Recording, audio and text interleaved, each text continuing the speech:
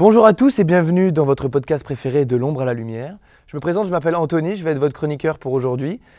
Je vous présente Monsieur Sinclair. Comment tu vas, Monsieur? Bonjour Anthony, ça va très bien, merci. Je te laisse te présenter. Oui, mais écoute, je suis producteur plutôt de documentaire à la base, producteur délégué et producteur exécutif. Et voilà, je développe des projets de docu-reportage et de films institutionnels. Parfait, excellent. Eh bien, si tu me permets, nous allons jouer un petit jeu, ça te va? Bien sûr, vas-y. C'est simple, là j'ai un paquet de cartes. Mhm. Je vais te laisser en piocher une, ainsi de suite. Et ensuite je vais te poser une question qui sera liée à cette carte. C'est bon? Ça marche. Tiens, je te laisse faire ton choix. Allez, je la lis ou c'est toi? Lila, ouais, c'est question combien? Question 10. Question 10, intéressant, on commence par la fin. Alors, Jean-Marc, quel aspect unique apportez-vous à chaque projet? Ah, ça commence bien. Quel aspect unique on apporte à chaque projet? En tant que prod, on va dire qu'on essaie d'amener sa sensibilité au projet, de travailler avec le réalisateur pour le cadrer, l'amener dans le bon sens. Donc on l'amène forcément un petit peu de nous, même si c'est pas autant qu'un réalisateur. On essaie d'amener un peu de soi, sa sensibilité pour bien le guider et pour que ça convienne à nos envies, on va dire. Mais est-ce que ça vous arrive parfois par exemple, vous voulez voir sa vision des choses et vous l'aimez, mais vous devez quand même faire un effort par rapport au budget? Ah, faut toujours faire un effort. Ouais. Ça, c'est... Après, on essaye. Déjà, moi, en tout cas, si je vais sur un projet, c'est que je l'aime. Ce projet qui me donne envie et que j'ai confiance au réalisateur et que j'ai envie de travailler avec lui. Après, oui, on essaye de l'amener. On fait des sacrifices sur plusieurs choses. On travaille le budget.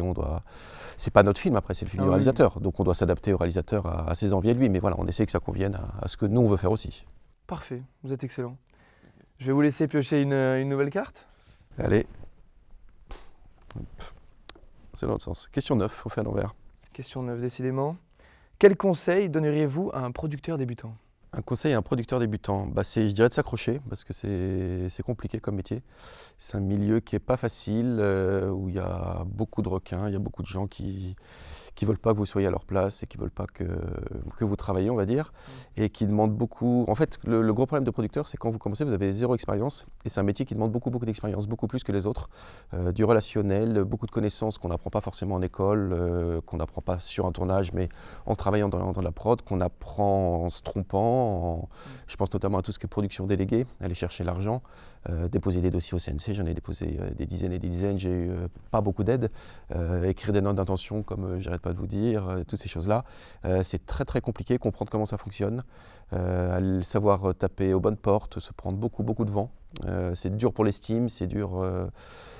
Voilà, les projets, ça se porte aussi pendant plusieurs années. On ne se rend pas forcément compte au début. Donc on se dit, on va chercher de l'argent, c'est bon, dans 6 mois on tourne. En général, c'est plutôt 3 ans qu'il faut entre le début de l'écriture, on va dire, et le début du tournage. Donc il faut avoir beaucoup d'envie, de persévérance. Ce qui n'a pas forcément tout le temps été mon cas, mais et ce qui fait qu'il y a beaucoup de gens qui commencent dans la prod et qui lâchent vite fait l'affaire parce qu'ils n'ont pas le courage de continuer. Et c'est usant à force, c'est très usant. Je comprends totalement. Voilà. Donc faut persévérer, il faut vouloir, quoi. Merci pour votre réponse. Je vous laisse piocher pour la prochaine carte. Oui. Question 5. Question 5, et ben voilà, on a enfin coupé le fil. Quels réalisateurs, acteurs ou films ont eu une influence majeure sur votre carrière et votre approche du cinéma? Je dirais le cinéma américain en général. J'ai beaucoup aimé Kubrick, c'était un des premiers réalisateurs qui m'a vraiment apporté vers le cinéma. Après, plus récent, rien à voir dans d'autres styles, du Tarantino ou du Fincher pour leur traitement du cinéma. Mais s'il y a un film qui m'a le plus bouleversé, je ne sais pas si c'est le mot, mais qui m'a donné envie de faire du cinéma, c'est La haine de Mathieu Kassovitz, qui pourtant n'est pas un réalisateur que j'apprécie spécialement en soi, que ce soit humainement ou artistiquement. Mais ce film-là, en fait, pour moi, c'est l'exemple parfait du cinéma que j'aurais aimé faire. Justement quand on parle de persévérance de projet, de prendre des risques, d'écriture, les comédiens qu'il a choisis, la manière de tourner, l'accompagnement du producteur, la gravité du sujet. Voilà, je pense que c'est vraiment le film qui m'a mis une claque, si on peut dire, et qui m'a donné envie de faire du cinéma. Et c'est aussi parce que c'est un réalisateur français.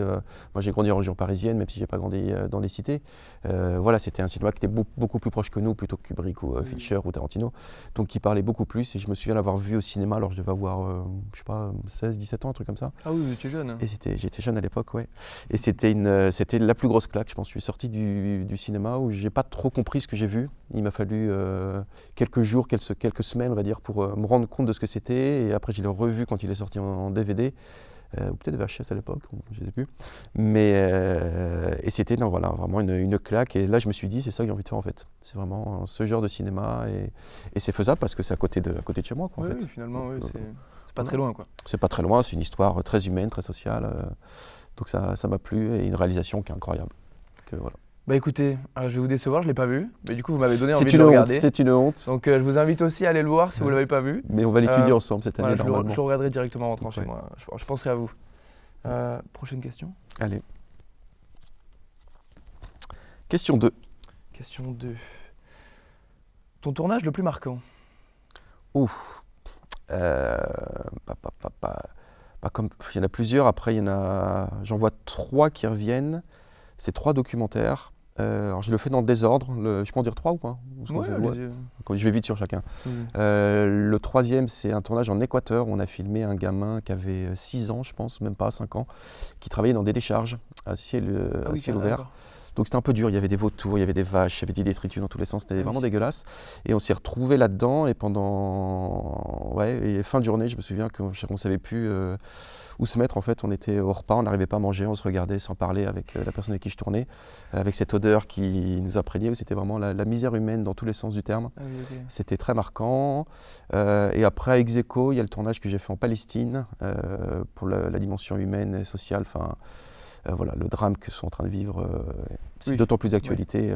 Les Palestiniens dans un camp de réfugiés ont filmé un gamin qui essayait de s'en sortir, avec des parents qui étaient dévoués à ce gamin pour qu'il résiste intelligemment, non pas par les armes mais par l'éducation, et ce gamin qui était happé par des mauvaises fréquentations, voilà, donc c'était aussi un peu dur. Et peut-être celui quand même le plus marquant, c'était le village de femmes au Kenya. Donc c'est appelé Umoja, donc c'est un village qui a été créé par des femmes qui avaient été violées et répudiées, violées par des soldats anglais et répudiées par leur mari. Elles ont décidé de créer ce village qui était interdit aux hommes, et on a réussi à passer 3 semaines là-bas et on a été accueillis. C'était incroyable, c'était une expérience de vie, d'humilité, à tous les niveaux. Je crois qu'on s'est pris vraiment une claque. Et je m'en souviens encore. C'était mon premier film en plus, mon premier documentaire qu'on a fait avec absolument rien. Et c'était une leçon de vie, vraiment, et très dur à tourner, très compliqué à faire. Et on s'est rendu compte de la bêtise humaine, surtout. C'était il y a combien de temps, ce tournage? C'était 2007, je dirais, un truc comme ça. Ah oui, c'était il y a une quinzaine d'années, du coup. Oui, une quinzaine d'années, oui, c'est ça. Ah oui, ça fait un moment, quand même. Ça fait un petit moment. C'était mon premier docu. Ah oui, donc ça doit être assez important pour vous, assez marquant. C'est ce qui m'a donné envie de lâcher la fiction et d'aller vers le documentaire. Et voilà, du coup, je continue là-dedans. Ah, donc vous êtes très humain finalement, vous aimez... C'est ce que j'aime moi dans les projets, c'est ce qui m'attire dans l'audiovisuel en général et le cinéma ou le documentaire, enfin le documentaire encore plus, c'est que c'est des projets humains avant tout. Moi c'est ma vision de la chose, c'est pas forcément le cas de tout le monde, mais même un tournage de documentaire, on vit une expérience humaine, on partage avec les gens qu'on filme et avec l'équipe bien sûr, et surtout que c'est des petites équipes, mais même en cinéma en fait ce que j'aime c'est ce partage, ce moment qui se crée pendant ces 2-3 mois de tournage, qui est assez unique. Alors bon, après quand c'est fini, plus personne se voit pratiquement, on retombe, on est un petit peu en dépression. Mais pendant ces 2-3 mois de tournage, on vit quelque chose de très très spécial, avec des relations humaines très particulières, des liens qui se tissent, des prises de tête. Enfin, tout est très humain en fait. Et même dans les prises de tête, c'est très très humain. On se dit vraiment les choses. Ça va au clash. Après, 10 minutes après, on est le meilleur ami, on se prend dans les bras. Et cette pression qui nous lie en fait. Donc c'est ce que j'aime dans le cinéma, dans l'audiovisuel. Écoutez, parfait pour votre réponse. On n'est même pas à la moitié et je commence déjà à vous adorer. Je vais vous laisser piocher une prochaine carte. Allez, on va prendre celle-là. Hop. Tu veux pas que je la prenne, hein. C'est la 6. La 6. Quels sont les aspects techniques les plus importants d'un producteur? Les aspects techniques. Alors technique, du coup, ça va pas être dans le sens cadre, tout ça. Après, il y a 2 types de production en fait. Il y a la production déléguée, donc c'est aller chercher l'argent, et la production exécutive, donc direction de production, c'est préparer le tournage et gérer l'équipe.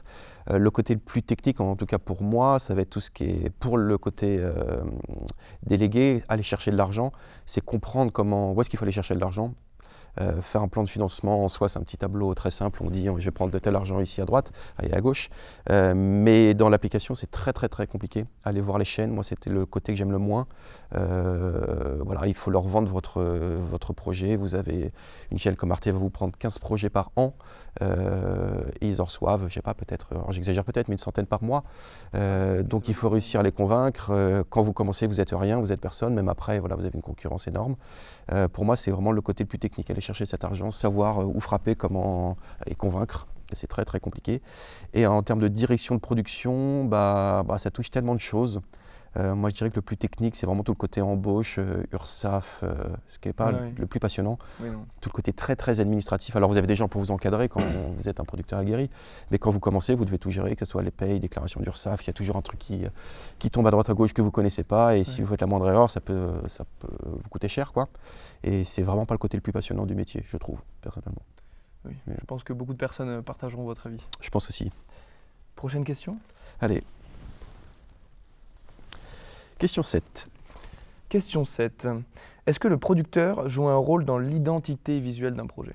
Alors complètement, il est à la base du projet en fait, le producteur c'est lui qui, alors il ne va pas forcément chercher un réalisateur, il est contacté souvent par un réalisateur scénariste, mais il doit adhérer complètement au film, donc il va amener sa touche, sa touche artistique on va dire sur le projet. Contrairement à ce qu'on croit, un producteur c'est 50% un banquier on va dire et 50% un artiste, ou un artiste manqué si on veut, mais en tout cas voilà, il a quand même une grosse fibre artistique pardon, et il va clairement amener le réalisateur et il va lui donner une touche artistique. Il va notamment accompagner le réalisateur. Donc ça, alors après vous parlez d'identité visuelle, c'est pas forcément visuellement parlant dans le sens de la lumière, du cadre et tout ça, mais à partir du moment où on parle d'artistique, dans l'écriture, il va l'orienter vers quelque chose, donc ça va forcément être une identité visuelle entre guillemets comme vous dites, mais donc oui, complètement, et c'est extrêmement important et c'est ce qu'on sous-estime énormément je pense au début, notamment en école de ciné, on voit vraiment le producteur comme le banquier ou l'administrateur qui est derrière pour bouger les gens et pour aller chercher l'argent. En plus c'est beaucoup plus que ça en fait. C'est vraiment un binôme réalisateur-producteur, c'est vraiment un binôme qui est à la base du film et qui va faire que le film fonctionne ou pas. Si ce binôme-là ne fonctionne pas, le film n'ira pas jusqu'au bout. Et les meilleurs réalisateurs, ils sont accompagnés d'un producteur en fait, qui ne devient pas forcément leur ami, mais qui devient leur binôme de travail avec qui ils arrivent à travailler, un producteur qui est fiable finalement. Qui est fiable, qui connaît son métier, qui arrive à voir la sensibilité du réalisateur, qui voit ce que le réalisateur veut faire, où il veut aller, et qui arrive à l'accompagner artistiquement parlant et financièrement parlant. Oui. Merci beaucoup pour cette réponse. Je vous laisse piocher l'une des dernières cartes. Allez, question 8. Alors, quel est l'élément le plus crucial mais sous-estimé de la production audiovisuelle? Je pense que c'est ce que je disais tout à l'heure, c'est la persévérance en fait, dans le sens où un projet ça prend... documentaire ou cinéma encore plus, si on fait du l'institutionnel c'est encore autre chose, mais bon, je pense que c'est moins intéressant. La persévérance parce qu'un projet, ça prend énormément de temps, encore une fois, à se développer, ça touche à énormément d'aspects et c'est très dur physiquement, moralement, à tous les niveaux. Et je pense qu'on ne se rend vraiment pas compte de ça au début. Et surtout, et moi le premier, quand je me suis lancé, j'ai fait la production un peu par hasard au début, moi comme tout le monde je voulais être réalisateur, le film Umoja dont je vous parlais là, et en fait on va voir les productions et tout le monde vous dit c'est super, c'est le film de l'année, allez le tourner, et une fois que c'est tourné je suis là pour le faire quoi. Et du coup je me suis retrouvé à faire la production un peu malgré moi parce que personne ne voulait me produire, et je me suis rendu compte de ce que c'était en fait, et c'est vrai que c'est très très dur quoi. Il faut beaucoup de patience, et ce premier projet qu'on a fait sans argent, on a mis 3 ans à le faire. Et on n'a pas vraiment fait de démarchage de chaînes. Ouais. Et quand vous allez démarcher les chaînes, quand vous allez écrire des dossiers, là je suis sur un projet avec une réalisatrice, ça fait 2 ans qu'elle est dessus, c'était à la base un petit projet. Alors il n'y a pas de tournage, c'est que de la post-production. Et aller chercher, on est en train d'aller chercher l'argent, des coproductions qui s'écroulent, il suffit qu'il y ait un financeur qui ne veut plus financer le film alors qu'il est engagé, il faut recommencer de zéro. Des commissions CNC, on vous dit c'est super, c'est génial, mais il va falloir travailler ce petit point-là, donc représentez-le dans 6 mois, mais pendant 6 mois, qu'est-ce que vous faites? Vous perdez votre temps, vous devez réécrire, vous devez repenser le financement. Donc je pense vraiment que c'est le côté qui est sous-estimé, dont les gens ne se rendent pas compte au début. En fait, faut avoir un sacré mental finalement pour être producteur. Il faut avoir un mental, des épaules et être bien encadré, je pense aussi. Si on est tout seul dans son coin, c'est dur. Et d'ailleurs, les producteurs, je trouve, qui y vont, c'est ceux qui ont la niaque, beaucoup de grandes gueules. Ce qui n'est pas forcément mon cas d'ailleurs, mais donc c'est pour ça que je fais aussi d'autres choses. Mais voilà, oui, aller convaincre les gens tout le temps. C'est un peu du commercial, faut bobiner un peu les gens, faut jamais arrêter. Et si on a un petit coup on se démoralise, savoir se reprendre et relancer, sinon le projet il tombe en fait. Il faut avoir une sacrée tête quoi finalement. Il faut avoir une sacrée tête et ça touche tellement à tout qu'il faut un peu tout savoir et en même temps être expert de rien, donc c'est compliqué. Ouais. On vous demande d'être bon sur tous les niveaux, en fait. Même la technique, vous devez connaître de la technique. Vous parlez à tout le monde, à des ingé sons, à des réalisateurs, des producteurs, à des banquiers, à des chaînes, à des financeurs, au CNC, à des diffuseurs, aux distributeurs. Enfin, il y a un moment, il ne faut pas être expert en tout, quoi. Il faut avoir l'air sûr de soi et de s'y connaître dans tout. Bon ben voilà, pour tous ceux qui veulent être producteurs, vous savez qu'il faut avoir une sacrée charge mentale pour encaisser ce métier. Pouvez-vous, avant de nous quitter, nous dire un métier de l'ombre dans le cinéma? Conseiller un métier d'ombre, écoutez, je dirais HMC, habillage, maquillage, coiffure. HMC? HMC, c'est assez intéressant et c'est pas forcément des gens qu'on retient parce que voilà, ils font vraiment un travail dans l'ombre. Eh bien, écoutez, merci à vous, Monsieur Sinclair. C'est un plaisir. J'espère que ça vous a plu cet épisode, que vous reviendrez sur le prochain où nous allons finalement parler du métier de HMC. Je vous fais des bisous. Au revoir.